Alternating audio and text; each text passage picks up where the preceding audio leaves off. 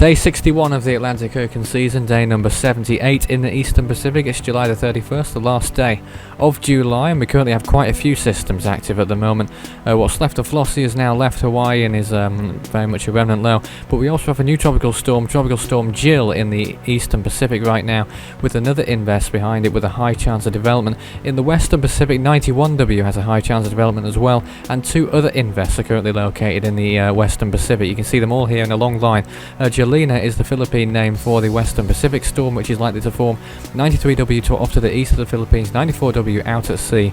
Post-tropical storm Flossie moving off to the west-northwest. Jill and 90E, both located in the eastern section of the Eastern Pacific. 90E with a 60% chance of development as of midnight UTC this morning. Looking at the Atlantic Ocean, you can see what's left of the remnants of Dorian moving generally slowly towards the west.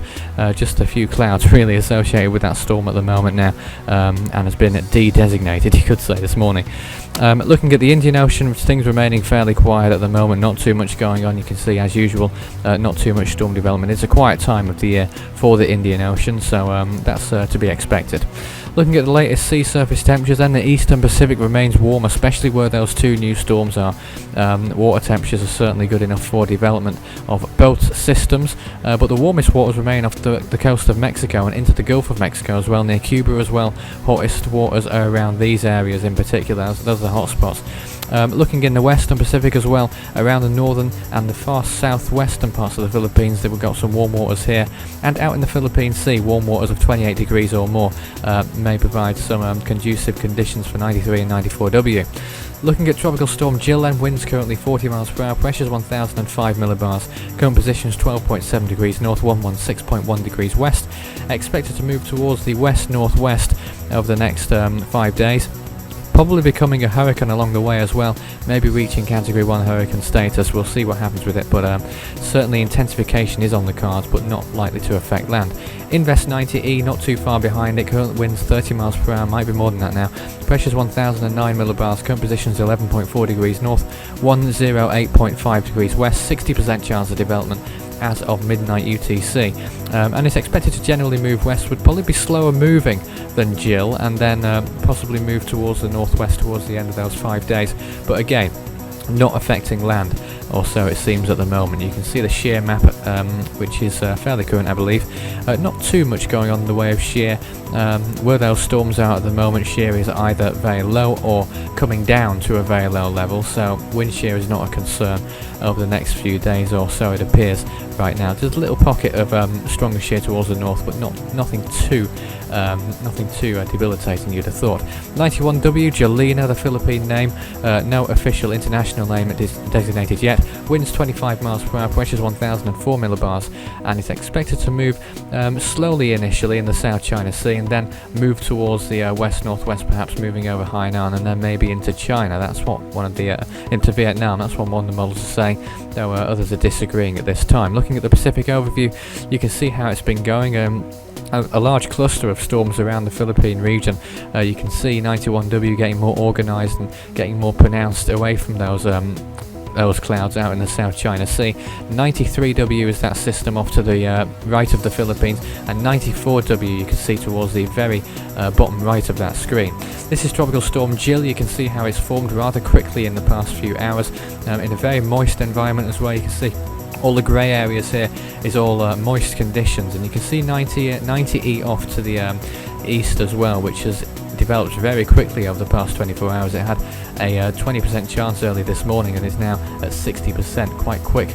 20% on Jill that was this morning. 90 didn't even exist. Now this is Hawaii. You can see what's left of Flossie. There really isn't much left of it due to dry air, which has really interfered with the storm. All you can see there is that circulation, which is best shown on this imagery, moving off to the west-northwest away from the islands.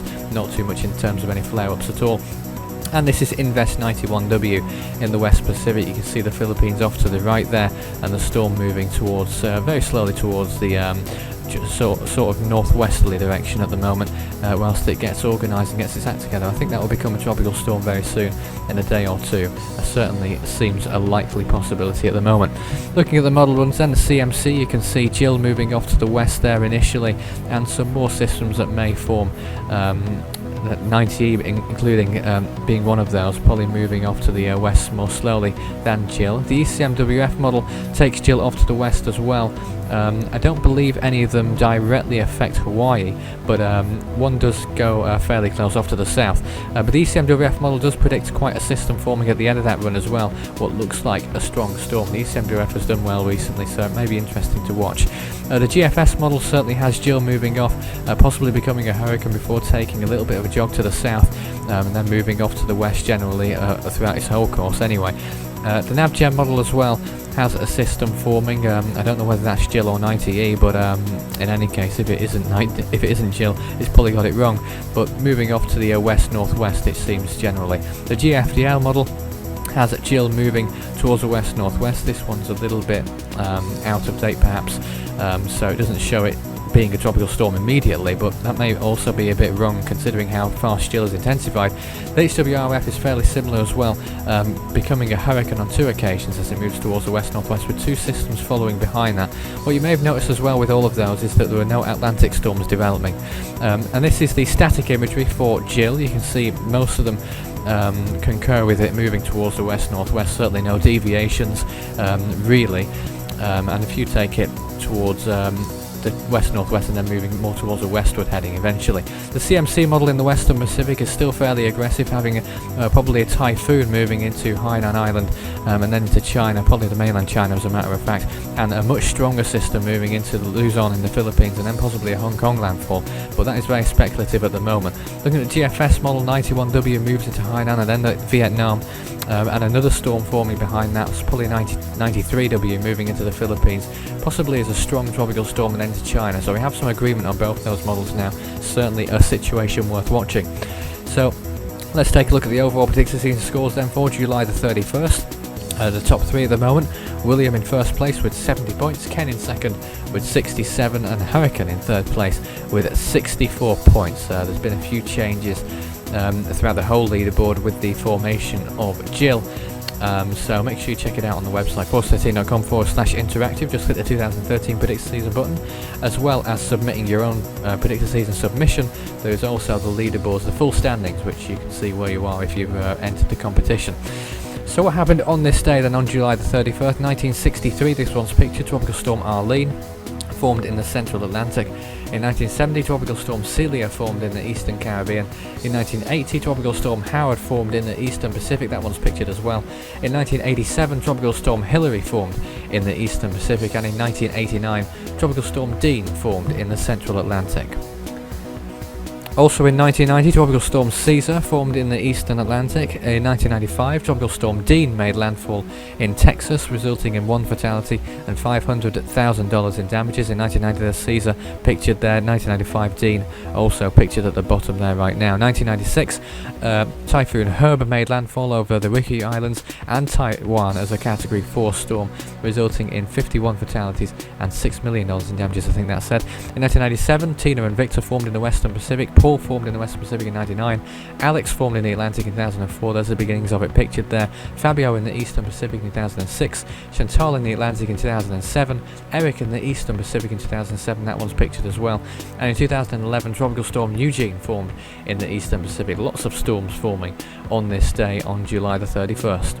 And don't forget, you can track any storm that forms, including the ones that are currently active and the ones that are currently projected to become active very soon, at the website force13.com/storm tracking. That's the main page for the storm tracking information, which shows you the overview map and the tables at the top and bottom, which show which storms are active, and any warnings that are currently in effect. Obviously, that's fairly important when the warnings are in effect. There aren't any at the moment, just the flash flood warning still in effect for parts of Hawaii, though they will be lifted very shortly, I'm sure. But as far as the Western Pacific is concerned, there may be some typhoon warnings in effect for China, depending how 91W goes. The threat to the Philippines is over with 91W, but 93W may be of concern to the Philippines very soon. And you can also visit the social pages as well. YouTube, Facebook and Twitter. Force 13 is on all three of those. Just search it on the relevant site and you should find us fairly easily enough. Do show your support by following, liking, subscribing, favouriting, or anything else that you wish to do that I usually forget, and I always repeat this section just as exactly the same every single time. But I very much appreciate any support and any good comments, or indeed any comments at all that come through. You can submit your own comments on the YouTube page, or indeed through private message if you wish. And there is also a new Storm discussion forum online at the website force13.com. There's a link to the top, along the links at the top. Just click the forum button and that will take you through to the forum. That's where we have our new discussions going on, where you can just talk about what storms are currently active, and basically anything that you wish to talk about storm related. It's really up to you. You make the content on these things. It's not really up to me to do so, as long as it stays within the rules. But that's all for now. The next bulletin will be coming up around midnight UTC on the morning of August the 1st. The first one of August will be coming up in 24 hours time. But in the meantime, that's all for now.